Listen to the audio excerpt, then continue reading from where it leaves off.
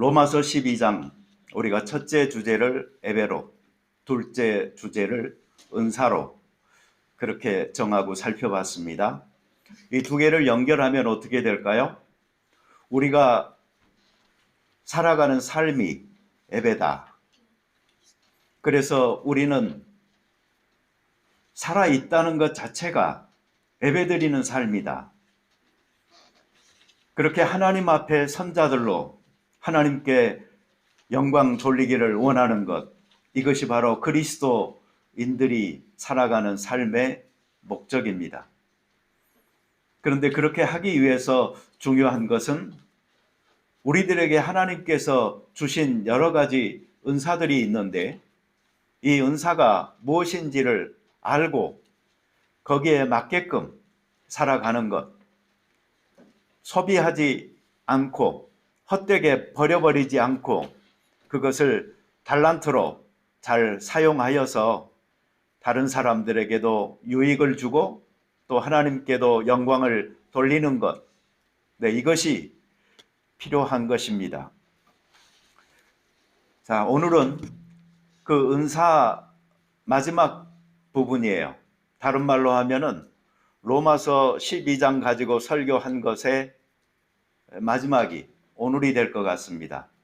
저는 그 후까지 계속 하려고 했는데 너무 거기서만 하니까 새로운 게 하나도 없다고, 기대되는 것도 없다고, 그래가지고 제가 뭐라고 했거든요. 말씀이면 되는 것이지 그게 뭐 새로운 거여야 되냐고 해가지고 화를 냈어요. 그런데 생각해 보니까 또 그럴 것도 같아요. 그래서 일단 쉬었다가 다시 12장으로 돌아오려고 그렇게 생각하고 있습니다. 자, 오늘은 긍휼을 베푸는 자 이렇게 나와 있죠. 그래서 긍휼이 무엇인지부터 살펴보겠습니다. 긍휼이라는 말, 그것은 자비라는 말 또는 영어로 하면 mercy, 그 말이죠.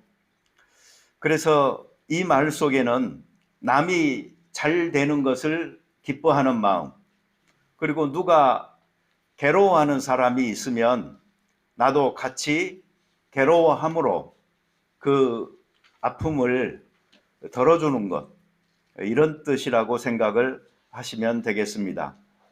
성경에도 이런 구절이 있어요. 로마서 12장 15절에 보면은 즐거워하는 자들과 함께 즐거워하고 우는 자들과 함께 울라.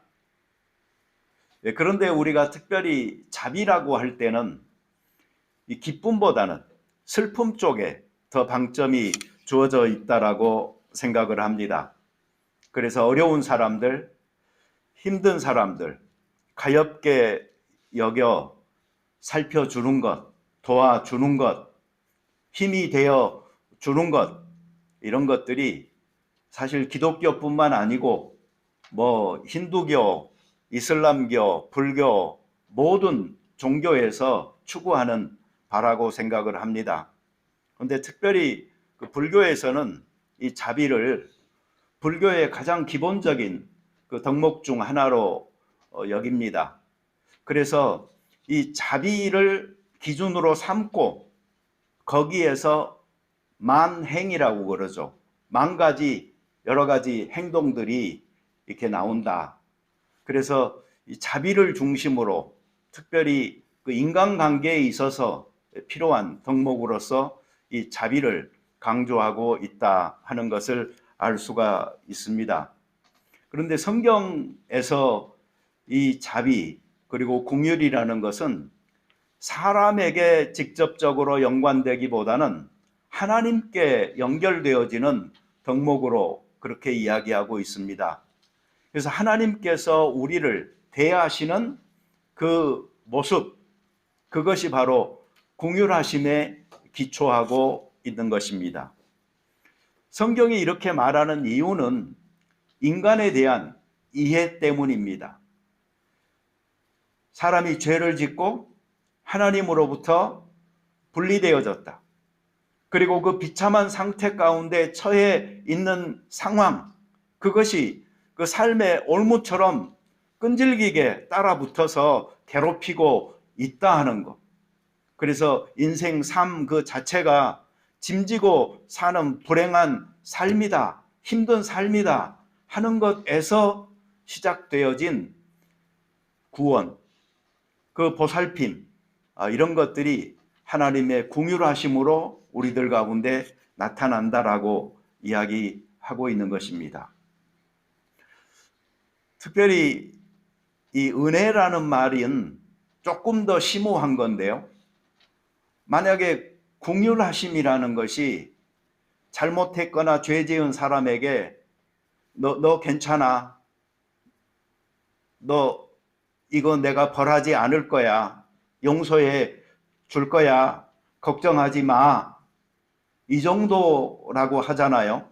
그러면 은혜는 거기에서 더 하여서 이리 와, 나와 함께 하자, 나의 모든 것들이 너의 것이야, 그러면서 같이 나누고 축복하는, 다시 말하면 도저히 그럴 자격이 없는 사람들에게 베풀어 주시는 은총, 이것을 특별히 은혜라고 이렇게 생각하시면 맞겠습니다. 예수 그리스도를 믿는 사람들, 그 사람들은 형벌에서부터 벗어났고 또 그 삶이 은혜의 자리, 축복의 자리에 놓여서 살아가게 된다는 것입니다. 우리가 중추절, 추석 해서 한국에서는 축하하는 전화도 오고 막 그러는데 여기서는 좀 그런 분위기는 없죠. 그렇지만 여러분들이 중국 사람들 많은 그 거리에 가 있잖아요. 그러면 그걸 느낄 수가 있습니다. 제가 버우드 로드에서 그 사진관 할 때 보잖아요. 그러면 요때쯤 해가지고 중국 사람들이 그 사자 그 가면 거기 있잖아요. 그걸 이렇게 쓰고 막 돌아다녀요. 그래가지고 가게마다 들어와 가지고 한 바퀴 돌고 갑니다. 이 중추절은 사실 어느 나라에나 다 있다 이렇게 생각해 볼 수 있어요. 왜 그런 거 하니 이게 추수감사절이라고 보시면 되거든요.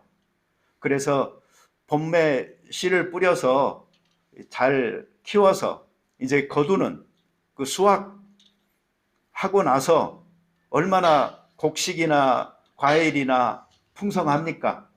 그래서 함께 모여서 즐거워하면서 이렇게 우리에게 먹을 것을 주시고 풍성하게 하신 하나님 앞에 감사합시다 라고 하는 게 그런 추석, 중추절, 추수감사절이니까 우리는 바로 이러한 때에 특별히 더 하나님의 자비, 긍휼하심, 은혜를 느끼면서 살게 되는 것이죠. 구약 성경에 보잖아요. 그러면 그 히브리 단어 중에 라하밈이라는 말이 있어요. 이 말은 불쌍히 여긴다라는 뜻인데 그 뜻을 좀 넘어서서 어원적으로 보잖아요. 그러면 레헴이라는 말에서 그 단어가 나왔어요. 근데 레헴이라는 말은 자궁을 말해요. 모태를 말을 해요. 그래서 어머니의 자궁 속에서 그 생명이 잉태되고 그 물 속에 떠 있으면서 온갖 영양분 공급받으면서 그 안에서 보호받고 살아가듯이 긍휼하심이라는 것은요, 그렇게 안전하게 보호해주고 공급해주는 그런 의미를 가지고 있는 것입니다. 그리고 신약 성경에 나오는 긍휼이라는 말은 스플랑크논이라는 말이 있어요. 근데 이 말의 어원은 참 재밌어요. 이 창자라는 뜻을 가지고 있습니다. 우리 보통 사람들은 그 사람의 어떤 그 중심이 마음이다, 가슴이다 이렇게 생각할지 모르겠어요. 그렇지만 유대인들의 생각 속에서 중심은요, 아래쪽입니다. 그래서 성경에서도 보면은 내가 주는 물을 먹는 자는 영생할 것이다. 그 생수의 강이 그 뱃속에서 그랬잖아요. 그 뱃속이라는 것이 바로 창자 속에서라는 말이에요. 사람의 가장 깊은 곳, 그 중심에서부터 이 쏟아져 나오는 그 성령의 큰 기쁨이 너희에게 있을 거다라고 말하였던 것처럼 우리가 남을 향하여서 불쌍히 여기고 또 긍휼을 베풀어서 살아간다는 것은 그렇게 우리의 가장 깊은 곳, 중심에서부터 흘러나오는 그러한 것들이어야 된다라는 것을 알려주고 있습니다. 또 다른 헬라어로는 엘레오스라는 말이 있어요. 나를 불쌍히 여겨달라는 그런 말. 특히 예수님을 향하여서도 보면 성경에서 나를 불쌍히 여겨주세요 하는 사람들이 많이 있잖아요. 그런 사람들이 했던 말이 바로 엘레이 에메라는 말이에요. 엘레이 에메, 나를 불쌍히 여겨주십시오. 자비를 베풀어 주십시오. 긍휼을 베풀어 주십시오. 그 긍휼하심이 없으면 나는 살기 어렵습니다. 그 브레이브 하트 보셨어요? 영화. 그 끝부분에 가보면은 사형당할 이게 딱 그 지점이 오잖아요. 그런데 거기에서 말하죠. 멀시라고 말하라고.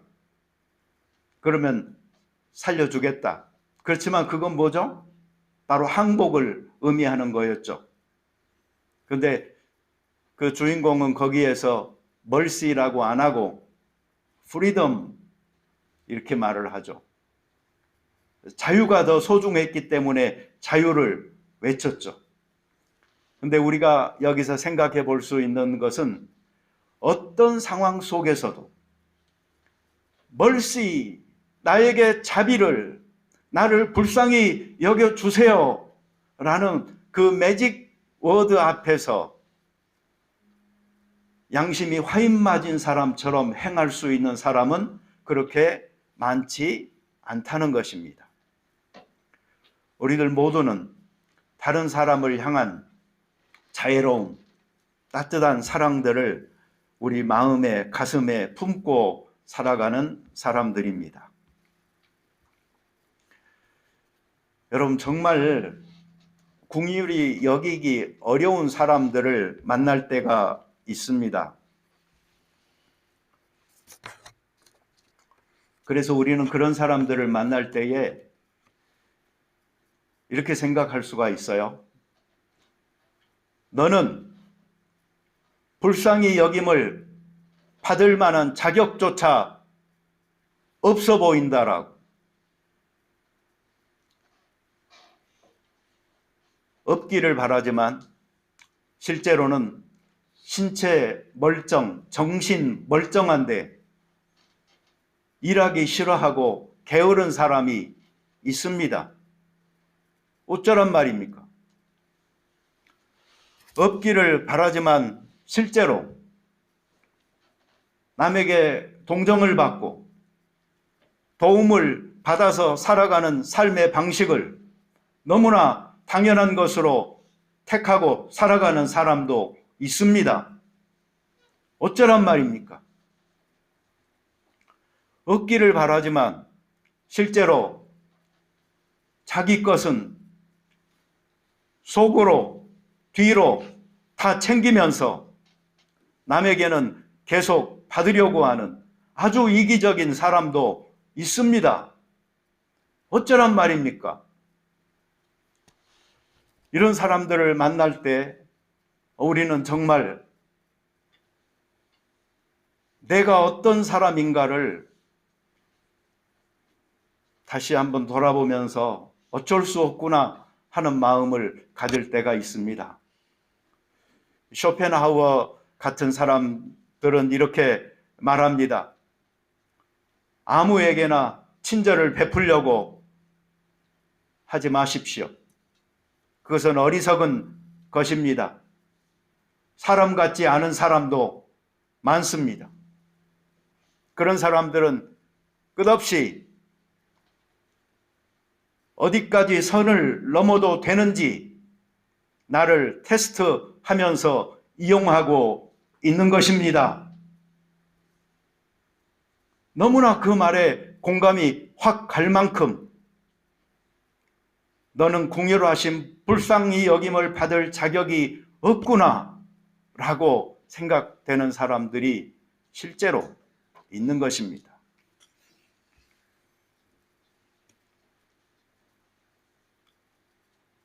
게으른 사람, 당연히 여기는 사람, 이기적인 사람, 불편하지요. 그런데 그런 사람들의 속사정을 우리가 얼마나 알고 있는지 한번 물어봐야 됩니다. 나는 그 사람의 현재를 보고 있지만 그 사람이 지나온 삶의 여정이 어땠는지를 우리는 살펴볼 줄 알아야 합니다. 속 깊은 이야기 한번 나눠보지 못한 채 단지 현재에 겉으로 보이는 것만으로 단정짓고 판단하여 긍휼히 여김을 포기해버린다면 우리에게 쏟아 부어주신 하나님의 사랑이 나를 통하여 흘러내려가기 원하는 그 사랑이 나에게서 멈춰버린 것 아닐까요? 제가 한국에 있을 때요, 아마 25살쯤 됐을 거예요. 오후에 시장을 갔는데 저희 집이 좀 가까웠어요, 시장에서. 웬 술 먹은 아저씨가 그 흙탕물 길거리 바닥 위에 쓰러져 가지고 있는 거예요.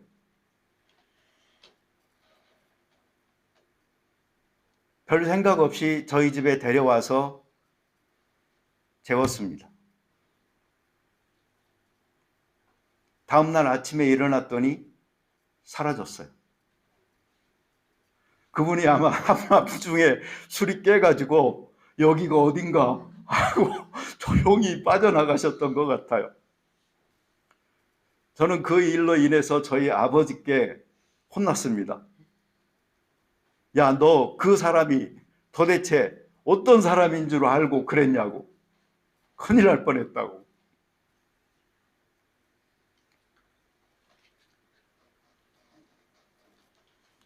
버우드에서 목회하고 있을 때 웬 호주 부부 같아 보였어요. 남녀 커플인데 교회에 와서 좀 돈을 달라고 요구했습니다.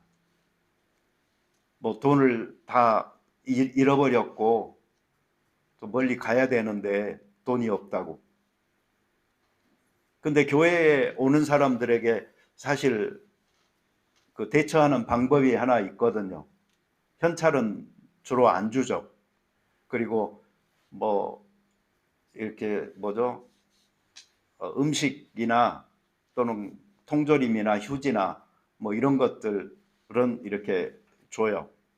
그리고 또 숙박시설이 있으면 이렇게 재워주기도 하고 이러는 것은 하는데, 그래서 그날 저녁에 그 사람이 잘 데가 없다고 그래서 저희 집에 데리고 왔습니다. 그래서 방 하나를 비워서 두 사람이 자도록 그렇게 했습니다. 그 사람들은 아침까지 있었어요. 그래서 아침 식사까지 해서 이렇게 이제 돌려보낸 적이 있었습니다. 근데 몇 달 후에 우리 교회 그 레터박스 안에 웬 종이 한 장이 있었는데 그걸 꺼내 보니까 그 사람들이 쓴 거예요. 감사의 편지였으면 좋았을 텐데 그게 아니라 자기가 그 구치소에 이렇게 들어갔다가 나왔다고 그러면서 좀 도움이 필요하다고 연락 달라고 그런 것이었습니다. 연락 안 했습니다. 지금도 마음에 걸려요. 또 보드에서 목회할 때 바로 그 옆에 아파트 있었잖아요. 근데 그 아파트에 있는 어떤 한국 청년 한 명이 교회를 나왔어요. 그런데 처음 보는 사람인데 하는 말이 자기는 여행하려고 여기 왔는데 지갑 잊어버리고 돈이 하나도 없다고 그렇게 이야기했습니다. 저는 어떡하냐고 그렇게 하고 말았습니다. 내심 내 생각 속에는 이거 처음 보는 사람인데 어떻게 믿어? 그런 생각이 더 컸죠. 그래서 한 주 더 나오고 나면은 이제 그때 좀 자세히 알아봐야지 생각을 했는데 한 주 후에 그 사람은 보이지 않았어요.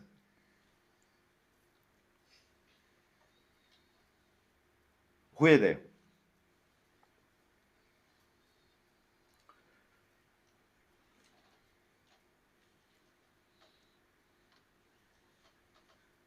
만약에 그 사람이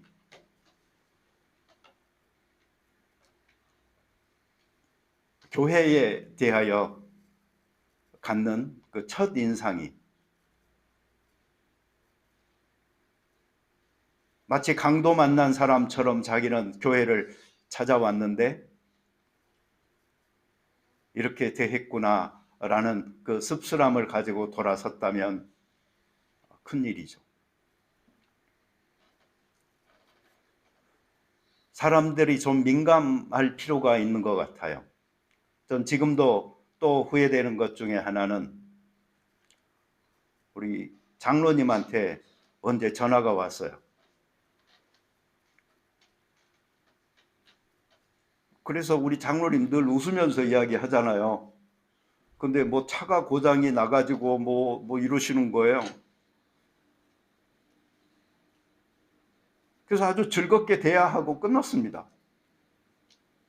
근데 그 다음 주일날에 만나 뵀더니 장로님이 전화를 한 이유가 차가 고장 나가지고 길거리에 지금 있으니까 와가지고 픽업을 좀 해서 집에 좀 데려다 줬으면 하는 것이었는데 장로님은 또 내 형편도 생각하고 어쩔지 모르니까 그렇게 구체적으로 말을 안 하신 거예요.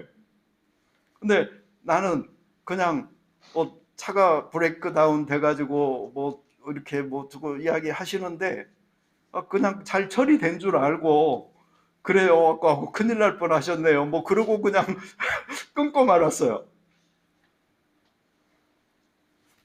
좀 민감해질 필요가 있는 것 같아요.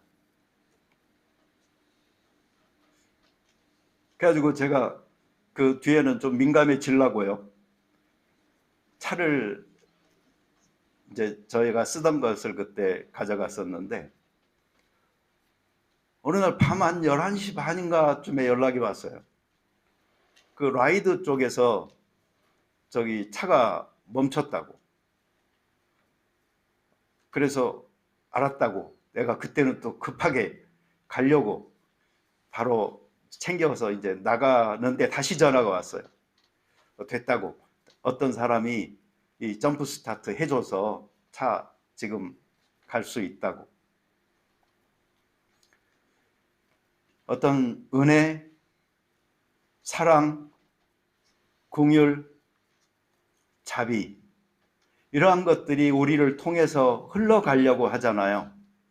예, 그러면은 우리는 수동적으로 그것을 행하려고 해서가 아니고 조금은 더 능동적으로 행하기 위하여서 내 마음도 손도 발도 준비되어져 있을 때에 그것이 가능하다라고 생각을 합니다.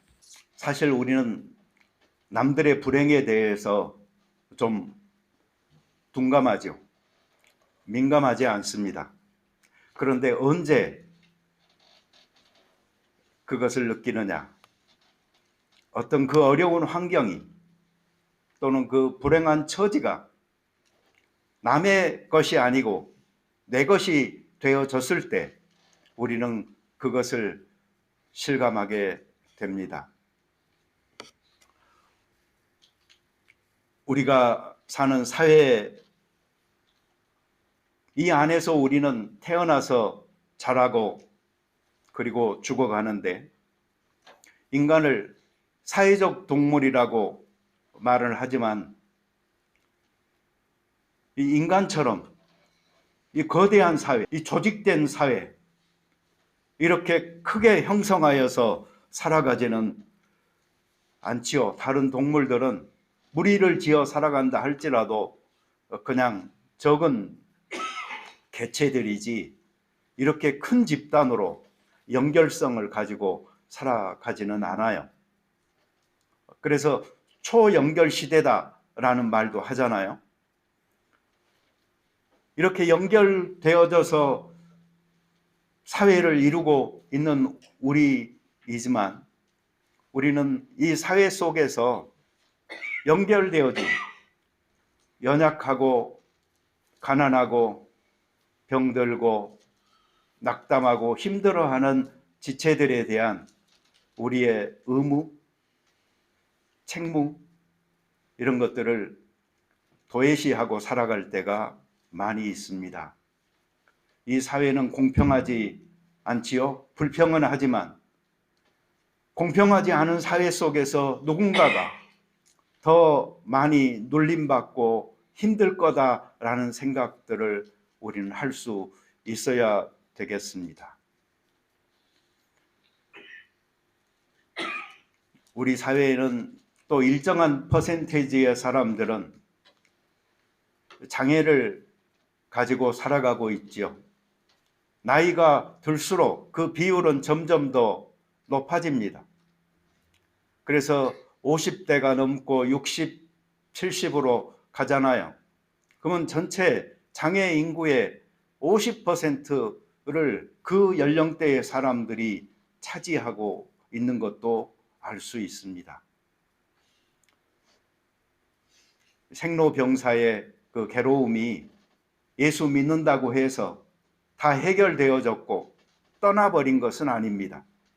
우리는 여전히 그러한 우리의 운명적 아픔을 안고 우리 개개의 실체가 살아가고 있는 것이고, 또 우리 사회도 그러한 아픔을 감당하고 또 소화하면서 살아가고 있다는 것을 우리는 기억할 수 있어야 되겠습니다.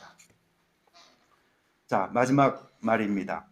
긍휼을 베푸는 자는 어떻게 베풀어라? 즐거움으로 하라. 왜 그럴까요? 내가 긍휼을 베풀려고 하는 사람들이 병들고 가난하고 낙담하고 힘들어 지쳐있는 사람들인데, 만약 내가 쾌활한 유쾌함을 가지고 대하지 않는다면 오히려 그들에게 더 짐을 안겨주기 때문입니다.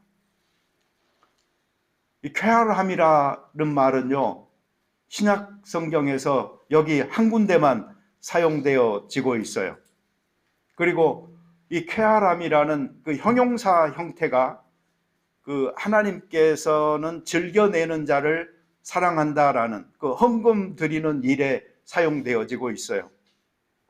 어떻게 보면 이 쾌활함이라는 것은 하나님께 드리는 것, 그리고 사람에게 드리는 것, 그 태도와 연관되어져 있는 것인데, 그것을 수동적으로 겨우 의무를 행하듯이 하지 말고 정말 치어풀리 기쁨을 가지고 즐거움으로 할 수 있는 우리들이 될 때에 우리의 긍휼하심이 미치는 그 사람들에게 힘과 용기가 되어져서 그들이 새로운 삶을 출발할 수 있는 계기가 될 수 있으리라고 봅니다.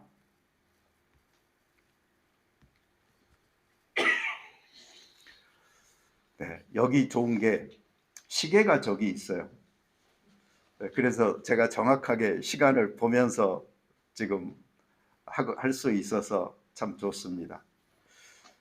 우리 같이 기도 드리겠습니다. 자비로운 주님 감사합니다.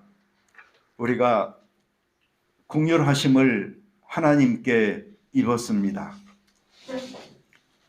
죄 가운데서, 허물 가운데서 죽어 마땅한 우리들이지만 우리의 자격 없음을 상관치 않으시고 위로부터 쏟아 부어주시는 은혜를 덧입어 우리를 살려주시니 감사합니다.